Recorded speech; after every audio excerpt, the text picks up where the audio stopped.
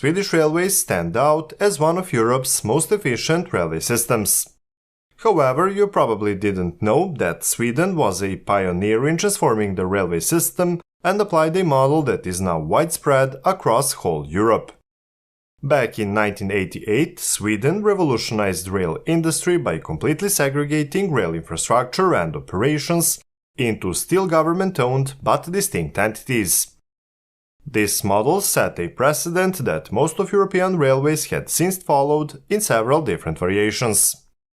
Before 1991, the European rail policy was built on the idea that rail transport was a natural monopoly. This meant that a single, vertically integrated government-owned company was responsible for both infrastructure and train operations. Starting in 1991, policy shifted towards the introduction of competition within the rail sector. It was organized that infrastructure was a natural monopoly, but argued that it was possible to have competition between alternative operators over the same infrastructure. So, Swedish reforms was followed firstly by UK and then Germany, and if you're interested in this particular topic, you can check some of our previous videos. Links will be in the description. Before 1988, the Swedish railway sector was largely identified with Swedish State Railways, or SJ. Protected by laws and regulations, SJ not only managed all aspects of railway services, but was also involved as an owner or co-owner in allied businesses, including ferry traffic, long-distance bus services, and forwarding agents.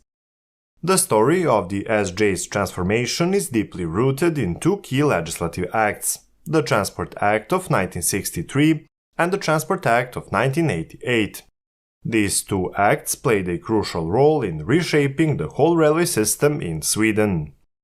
The Transport Act of 1963 imposed a fundamental requirement on every transport mode, including SJ, to bear its full costs and strive for profitability. This act led to the closure of numerous unprofitable lines, thus encouraging the use of road transport on those routes. Additionally, SJ had to cover full infrastructure costs, such as tracks and signaling systems, which was not a requirement for other road transportation companies. This situation made profitability a challenge, necessitating subsidies to keep SJ operational. The drawbacks of this act became apparent as stations closed and train services reduced, despite public and political opposition. In response, the Transport Act of 1988 was introduced. This act aimed to transform the railway into a system prioritizing efficiency, customer orientation, and profitability. A significant decision was the division of SJ into two entities: the National Rail Administration or Banverket, responsible for the infrastructure management, and a new SJ focused on operations with commercial and managerial freedoms similar to a private company. The new SJ was tasked with operating passenger and freight services on main lines commercially without state subsidies. The state compensated passenger traffic on unprofitable but socioeconomically important parts of main lines. Regional and local traffic at the same time received compensation from respective authorities. The new structure opened the market to competition, potentially lowering taxpayer costs. Freight traffic operated purely on commercial terms, with SJ retaining rights across the network except on the so-called ore line in North Sweden, where the mining company LKAB had been granted traffic rights. Another critical aspect of the transformation was the introduction of the new management board, mostly from the private sector, and minimal political intervention in the restructuring process. The state, as the owner of SJ, set a clear objective: to turn the deficit into profit within 4 years and maintain profitability thereafter. The results were impressive. SJ transformed a loss of $122 million in 1988 into a profit of $72 million by 1995. The key to this success was granting SJ's management the freedom to rationalize and optimize operations without state interference. two noteworthy changes occurred in the subsequent years. From January 2001, the restructuring led to the formation of three independent limited liability companies: SJ focusing on passenger services, SJ Green Cargo handling freight transport, and Swede Carrier holding company responsible for real estate assets, heavy maintenance, and other related activities. In 2010, another significant move took place with the formation of the Swedish Transport Administration, or Trafikverket. Trafikverket merged operations from the Swedish Road Administration and Swedish Rail Administration, along with parts of the Swedish Maritime Administration, Civil Aviation Administration, and the Swedish Institute for Communications Analysis. Trafikverket is responsible for long-term infrastructure planning across various modes of transport, including road, rail, shipping, and aviation. This agency owns, constructs, operates, and maintains all state-owned roads and railways and manages many ferry services.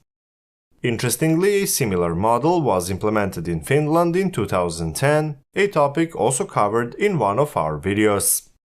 The culmination of these organizational activities is evident in today's status of Swedish Railways as one of the most efficient railways in Europe. This is evidenced by its ranking in the 2017 European Railway Performance Index, where Sweden was positioned as the fifth best in Europe. To understand this success, let's delve into the key facts and figures that highlight the efficiency and effectiveness of the Swedish railways.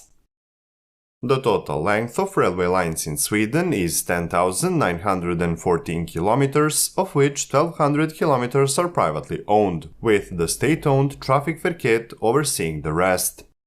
Approximately 75% of the total track length is electrified with 15 kV 16.7 Hz AC system, and about 20% of the tracks are double track. A notable aspect of the Swedish rail system is that on approximately 860 km of tracks, trains can reach speeds of up to 200 km per hour. This development has been strategically implemented in areas with high demand and suitable topography. The modernization of these tracks to accommodate speeds of 200 km per hour is concentrated around Stockholm and extends between major cities like Malmö and Gothenburg. While most of these tracks meet the parameters for 250 km per hour in terms of vertical and horizontal alignment, the current limitation to higher speeds lies only in electrification and signaling systems.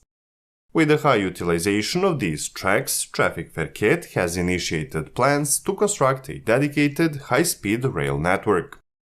This development aims to further enhance service quality and free up capacity on existing tracks for both local passenger and freight traffic. Thus, in 2021, the Trafikverket completed a study on developing high-speed lines in the south of Sweden. The proposal included a Y-shaped network connecting Stockholm with Gothenburg and Malmö, designed for speeds of up to 320 km per hour, and estimated cost of around $28.27 billion. However, in late 2022, the newly elected Swedish government decided to abandon the high-speed rail project due to escalating costs.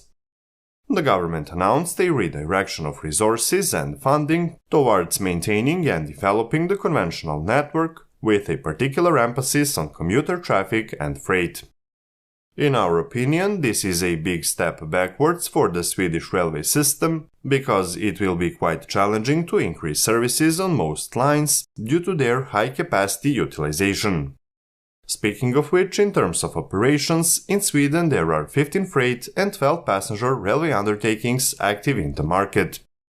These operators collectively covered nearly 170 million train kilometers, with passenger traffic accounting for about 78% of this value.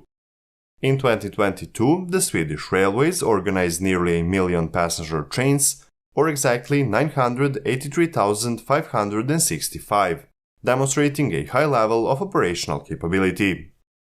The structure of these operations is depicted in a chart showcasing the distribution of train services. Notably, the punctuality of trains in Sweden is relatively good, with over 90% of trains experiencing a delay of no more than 5 minutes. However, this average is impacted by low punctuality of long-distance trains, of which only 70% manage to keep the 5-minute delay window.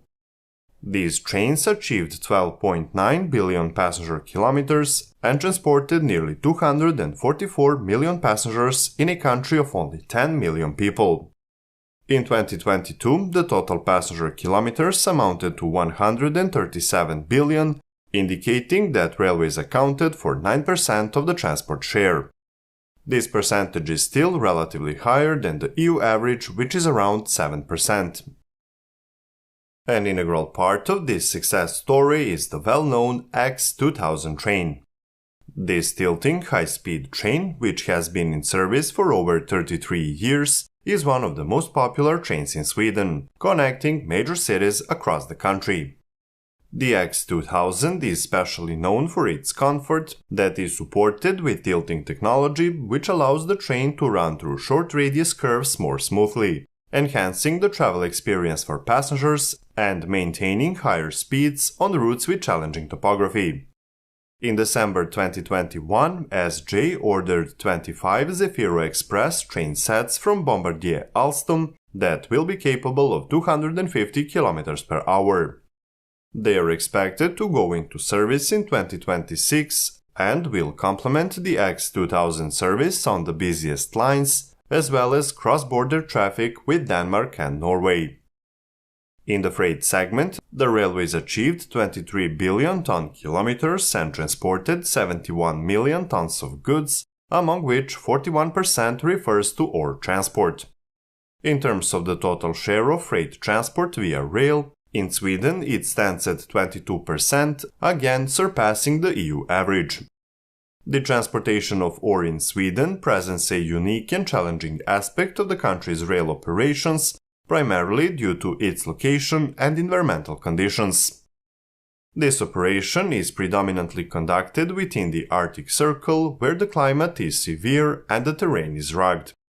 The complexity and robustness required for heavy-haul operations in such extreme conditions make this a particularly interesting and special topic. If you're interested in learning more about this and would like a special video focusing exclusively on the heavy-haul operations in the Arctic Circle, feel free to express your interests in the comment section. It could be our next video. As we reach the end of our journey exploring the remarkable Swedish railways, we hope you've enjoyed and learned something from this deep dive into one of Europe's most efficient and innovative railway systems. If you found this content insightful and want to discover more fascinating stories from the world of railways, don't forget to subscribe to Railways Explained. Your support is crucial for us to continue bringing these amazing railway stories. Additionally, consider supporting us through Patreon. Thank you for being part of our community, and we look forward to bringing you more incredible railway stories.